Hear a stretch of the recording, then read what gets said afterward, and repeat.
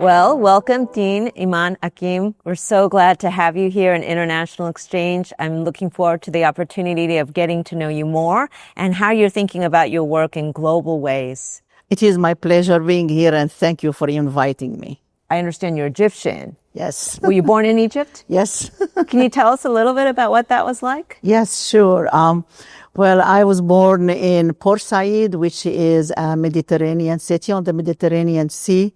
And we always joked about it because also it is on the top of the Suez Canal on the north. You take the ferry, cross the Suez Canal, you are in another city called Port Fouad. Hey, we're in Asia, because it's just to cross it. So I grew up in a middle-class family, but I give credit to my grandfather because he has 3 girls and 3 boys. And in Port Said, there is schools, high schools, there is no universities at that time. So back in those days, he sent my mother and her sister all the way to Cairo to attend the university. But he put them in a university where they can study fashion, culinary, and so they will both came back to be teacher and principal. So education was very keen to my mother's side of the family. Because of this, my family also put me in French school. So I actually studied French before English. And at what age? I went to kindergarten. Wow, okay. So in the French school, you study everything in French, but Arabic is just a language, which is the mother tongue. Then you get English from 3rd grade. So for whatever reason, my parent and my family put us all in French school instead of English or Arabic school, which was a plus. And then grew up, since I was little kid, I wanted to be a doctor. Nobody in my family is a doctor. All of them in education or banking. But that's something I really wanted to do since I was a young child. What was it about being a doctor that was so appealing to you? Well, I think I always heard about Madame Curie, and people were calling me. I don't know why that it is a young Madame Curie, but I kind of like to have an impact or healing people. So I always have like a doctor kind of a little thing that play. And so because of this, when I went to the medical school, it was for me dream come true. Yeah. And at that time, I wasn't sure what I want to do when I graduate, but I did graduate like 50 out of 1,500. Amazing. And the first 70 to 80 get the residency and their faculty and so forth. And so I end up in pediatrics, which kind of I like, and work in the research center. But while I was doing as my pediatric residency, I just working in the research center, I realized that there is a lot to be done in the rural areas. And the center was affiliated with an urban and a rural area close by. So was your, the place where you grew up rural? What was the connection to rural that interested you? Port Said is very eclectic, a lot of foreign born because it is and a lot of Greek descent. Okay. Because it is on the Mediterranean. But I went to Cairo University in Cairo. Mm-hmm. And so the research center was affiliated with rural development for a nearby rural and a nearby urban area where you can go and serve. Okay. So a part of my plan is I took the new resident and I took them with me to one of the villages to do a baby well checkup. I see. And during that time, I learned a lot. I learned a lot because I didn't live in rural areas before. So I kind of learned the language they use, the belief they have, which taught me how to not change their belief, but how to make sense from it scientifically so you can make changes. Mm-hmm. And so this for me was fascinating, although my resident really hated because I have to take them with me to do, and how to be, have some humiliation when you go. So, when I go to the office, you have high heel, you are very well dressed. When I go to the village, it is flat. I have long hair, so it is in a ponytail. From that part on, that gave me the very interest how we can make impact on a long scale. And maybe that what drove me to public health later on when I came here. Well, just from your story up until now, or as you describe it to that point, what really struck me is, first of all, the diversity of Egypt. I mean, I and many others have been to tourist attractions, the very urban centers, or we may have been to looking at various tombs and important heritage sites, but also the urban and rural divides, issues of equality and access to healthcare, all within a single country. Yes, and that's completely true. As I said, even during the clinic, I get to know what word they use for certain organs of the body, how they think through stuff, how you can really make them listen to you. So one of the approach that you learn, like when you go, whenever they have a wedding or a new baby born, I will go and wait with them, get a gift, ask, then realize that the decision making in rural Egypt, have you guessed? Do you think who will make, it is extended family most of the time, but whom do you think will be the decision maker in that family? Probably the father figure. The mother-in-law, the mother of the father. So this is more of the time, if it is extended family, the decision maker. So when you learn that, my approach was to make any change is to get to the mother-in-law. And to educate the mother-in-law. In a way that she understands, like listen to her, what it is, like being to the level, humble, working with her, listen to what she had and using this to make changes. Right. And I use this a lot, helped being a pediatrician. We did a lot of changes related to breastfeeding, related to female circumcision, a lot of hot topics that you really cannot address. And I know my department chair at one point told me, hopefully will not put us in trouble. And my husband say, hopefully I will not come and take you from jail. So this sounds like this is where there is such a blending from your practitioner role as a pediatrician, but also as an educator and understanding the fabric of the culture and understanding how health decisions are made. Yeah, so that's shaped a lot. So when I came here, I came to the College of Medicine. There was no public health, and it was family community medicine. But they were starting a new program in public health. It was at that time as a certificate. Then they were working on the MPH as part of the preventive medicine program. And so I was helped with the program. I actually took the MPH myself. So I'm the first graduating class, 11 of us. Iman, your track record is so impressive. And what especially impresses me is how you were able to bring global here to the University of Arizona through public health. Can you tell us a little bit more about how you established the Global Health Institute? So the Global Health Institute is a place where we are dedicated to train the next generation of healthcare professionals, locally and globally. We send our students fully funded to partners. So public health in general, our students can go anywhere. They go all over the world, many of them. What are some of these partners? Where are they located? Oh, so it is amazing. So we have partner in Tanzania. We have partner in Mexico. We have partner in Limerick in Ireland. We have in Egypt, of course, at AUC. We have in Guatemala. So we have them in different areas. So it's really, we believe in the long term, it will make a difference in the new generation that can solve global health problem together. Well, what's interesting here is that these students serve as such important bridges when you talk about diplomacy and exchange and building that trust and network and how that evolves into a shared concern among both countries or both regions to address these larger issues. I wanted to learn a little bit more about just what you see as some of the most pressing global health concerns that you are seeing your faculty and scholars pursuing. I have some vague idea, but what are some of the big topics people are looking at these days? So one of the major concern right now is re-emerging of infectious disease. Because as you can see, if you take from COVID, Ebola, a lot of different diseases are happening. And then part of the concern is how to strengthen the workforce to be able for getting early detection. And so I'm really pleased to announce that we just have established the Ending Pandemic Academy, in which we are teaming with an Ending Pandemic organization that will provide that service. because they are very, very well known for their participatory surveillance. And with this one, they already work with different networks across the globe.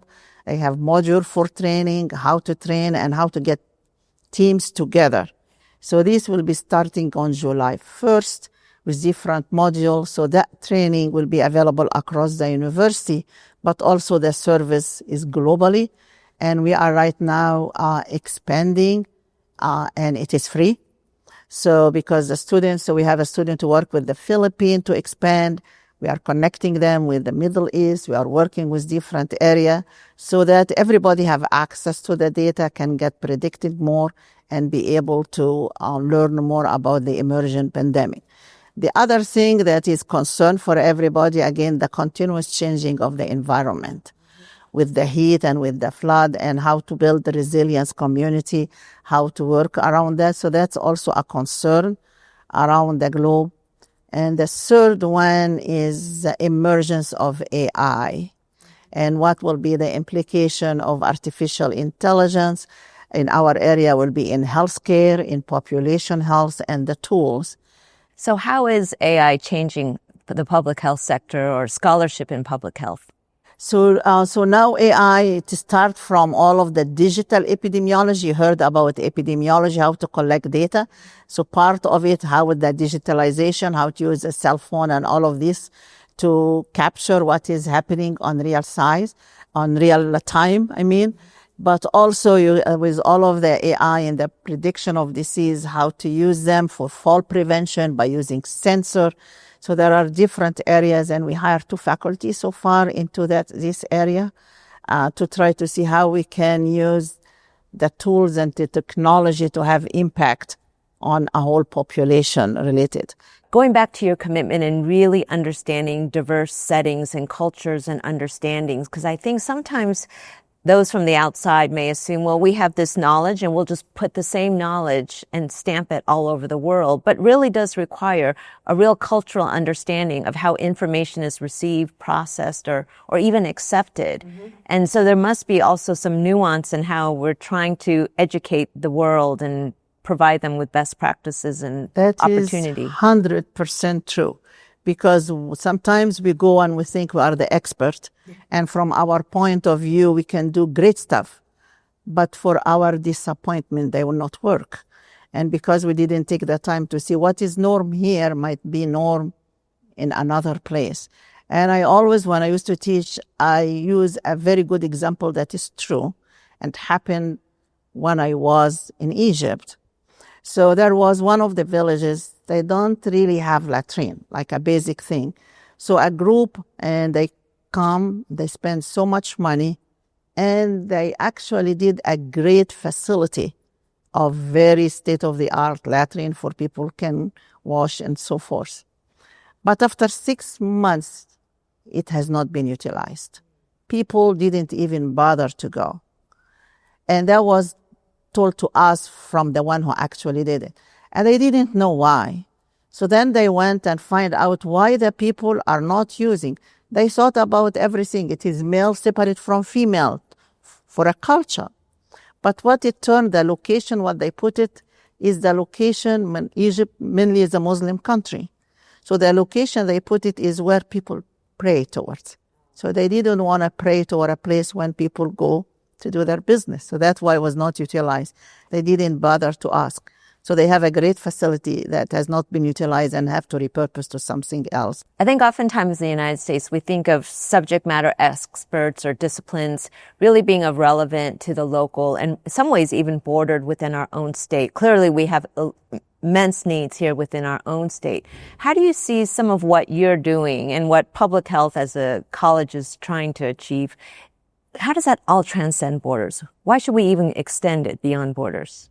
Yeah, that's a great question. As all of us know that microbes don't respect borders. And if you think about it with any kind of infectious disease, somebody on a plane, and we all travel everywhere, and even you have never been to Africa or maybe never been to Asia, but you just change planes through London or through Rome. We saw that through COVID. So you can just, somebody next to you on the plane. So we really, when we have to care about global health, it's because global health is global and local. If there are something that's going on and we cannot control it, what it is, there is nothing to prevent that we will suffer from it in the future or in the near future or right away, because disease does not respect borders. So we really have to be diligent about prevention and promotion. We always talk about public health, the 3 Ps, which is prevention, promotion, protection. So it is health promotion is the good health, good nutrition, physical activity, that. And then prevention is important instead of treating disease, and this prevention of diseases. And protection, and this will be protection from all hazard, whether they are environmental, whether they are chemical, socioeconomic. So you always talk about the 3 Ps. And one of my partners, actually, in one of the events, he said, "Hey, Dr. Hakim, can I add a 4th P?" I said, "Sure, what it is?" She said, "Perseverance." And I liked it. So I said, okay, we will make sure to remember the perseverance as well. But we always in public health talk about the 3 Ps. Well, you've been a long-standing partner of ours, especially around our micro-campuses, the one in UAE as well as in Mexico. Can you share with the audience a little bit about those efforts? Yes, sure. So we started going with the MPH program, the master program, and that was our partner like GMU at the UAE. And we have graduated, I think, 8 or 10 students. They are all physicians. They're doing public health. It went really well. The challenge with the MPH is within the international community, they always train a small number. And so it's always very focused, very impactful on their training public health to public health. And that is really working well.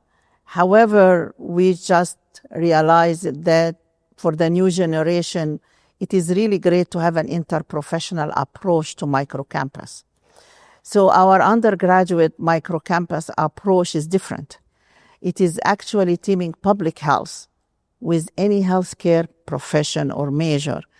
So we can have students, like now we have with UVM in the medical school. This is just like your own experience, by the way. It's like my own experience, exactly. So you can have students, and then it will add not only value, but experience as well. So you could be a physician, you could be a nutritionist, you could be a dentist, and doing your program with your own university. And then you do your Bachelor of Science in Public Health. In this case, we are using global health in most of our partners so far. And then you add the population aspect to what you learn on an individual management aspect. So the benefit for the student is not only dual degrees, but also complementary discipline. All right, Iman, this is the closing, and we'd like to end with some fun questions just for people to get to know you just on a lighthearted way. To start, can you tell me a favorite expression in your mother tongue, your original first language, and what does that mean? Yeah, I'll tell you 2. One, because now it is kind of has a different meaning or how people interpret it, which many of you go to the Middle East with inshallah. Inshallah. Which means God willing. Yes. But the way my kids interpret it or anybody else, that this means it will not happen. It won't happen. So instead of saying, no, if God willing, which means it is my way to say, I'm not sure, I'm not doing it. So that's why. But the one I love, and I call it to my grandkids, it is Habibti or Habibi, which is my love or my dear. Oh, that's beautiful. So that is, and whoever go to any of this area, he will learn inshallah, and will learn Habibi. Habibi. Okay, thank you for that. I love trying foods from throughout the world, and I'm wondering, is there a particular food from outside of the United States that you especially love? So maybe I will, I love in general from around the world any type of seafood. But if I go back to when I host and I do some local Egyptian food, so I guess the stuffed grape leaf, it is very common. And we all claim means Egyptian, Greek, Turkish. Yes. that we are the one who invented. But it is different flavor in different countries, and I can brag about this a little bit. I actually do very good. Okay, Egyptian And stuff. I great, might please. bring you some. So- Yes, because I tried. I don't think I've had Egyptian. I've had them from other parts of the Yeah, so Mediterranean. this one is a kind of, it is really at least nobody from any, I have a lot of friends, different nationalities.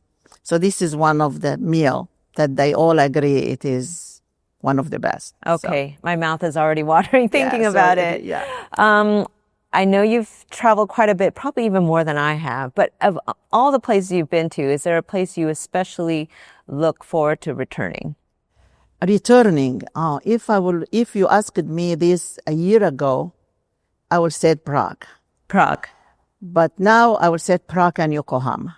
I just did last year and I love it, and I would love to go back. Wonderful. And how about a place you haven't been that you hope to go to someday? I can give you two as well. Please do. When it is something I want to go, and my plan in the really near future, and there will be New Zealand. I've not been there. I heard a lot about nature. So that's a place we would like to go as a family. And I want to try, I'm scared, but I want to try Iceland. Oh, there's nothing to be afraid of. Kind of being cold, and so that's kind of in my bucket list, but when I get the courage to try very cold weather. Yes, well, it'll be nice in July. Highly recommend it. Well, thank you, Iman. It's been such a pleasure getting to know you at this level, and just to hear about the inspiration and the ways that you are continuing to expand globally and in such meaningful ways. Thank you for joining us. Oh, thank you very much. I enjoyed being with you.